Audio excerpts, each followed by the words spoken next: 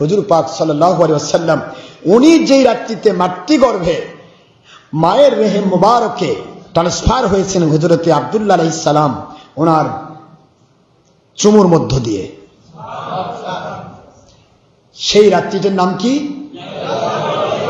আজকের রাত। হযরত আহমদ বিন হাম্বল রাহমাতুল্লাহ আলাইহি চার ইমামের এক ইমাম জেনে বলেন, আমি আমার আল্লাহকে মিসালি সুরতে কুদরতি ভাবে আল্লাহকে কেউ দেখবে না এক আল্লাহর হাবিব ছাড়া।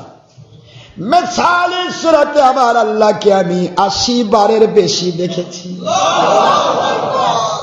সেই আহমদ বিন হাম্বল রাহমাতুল্লাহ আলাইহি ফতোয়া দিলেন, শবে বরাত, শবে কদর, শবে মেরাজ, জুমারাত, আরাফার রাত, পৃথিবীতে যত মর্যাদাপূর্ণ রাত রয়েছে, এমনকি রমজানের মুবারকের যত রাত, শত সকল কিছুর চাইতে সবচাইতে বেশি মর্যাদাপূর্ণ রাত, সেটার নাম হলো লাইলাতুল গায়ব।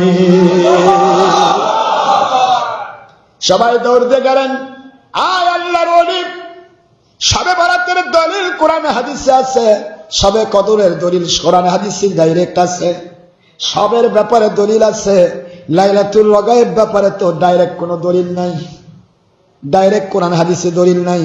আপনি কেমনে বললেন সবকিছুর চাইতে এটা উত্তম?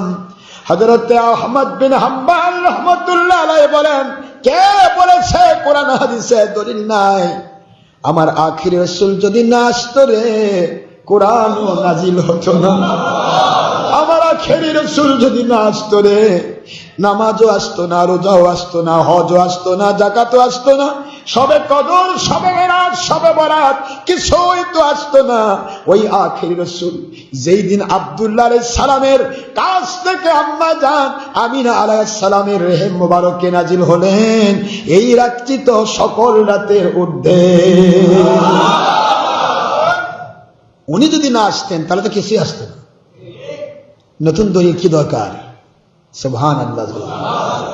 যেহেতু ইসলামের দলিল 4টি, কোরআন, হাদিস, ইজমা, কিয়াস। উনি বললেন কিয়াসি মাসলায় আমার রাসূল পাক সাল্লাল্লাহু আলাইহি ওয়াসাল্লাম মাতৃগর্ভে না আসলে পৃথিবীতে আসতো না? পৃথিবীতে না আসলে আমরা আসতাম? আমরা পাইতাম কোরআন? সবই তো শেষ। এক কথায় আমার আল্লাহ বলে, লাউলাকা লামা খলাকতুল আফলাক। বন্ধুগো, আপনাকে সৃষ্টি যদি না করতাম আমি কিছু সৃষ্টি করতাম না, এমনকি জান্নাতও নয়, জাহান্নামও নয়। এই জন্য আমার আখির রাসূল সাল্লাল্লাহু আলাইহি ওয়াসাল্লাম তিনি আসার রাতটি হচ্ছে লাইলাতুল গায়ব, এটা উত্তম। আরেকটা রাত হলো ঈদে মিলাদুন নবী সাল্লাল্লাহু আলাইহি ওয়াসাল্লাম। এই দুইটি রাত পৃথিবীর সকল আমলের চেয়ে উত্তম।